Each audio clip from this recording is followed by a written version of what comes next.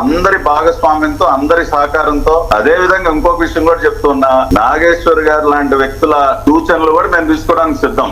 మేము ఎవ్వరికి వ్యతిరేకం కాదు. We always have a positive attitude. ఎవరు ఎటువంటి సలహా సూచనలు ఇచ్చినా రాష్ట్ర అభివృద్ధి కోసం ఖచ్చితంగా మేము వాటిని కూడా స్వీకరిస్తాం. అమరావతిని ఒక ప్రాంతంతో అంటగట్టి చూడడం కరెక్ట్ కాదు. Capital is never doesn't belong to any reason. ఒక అవకాశం.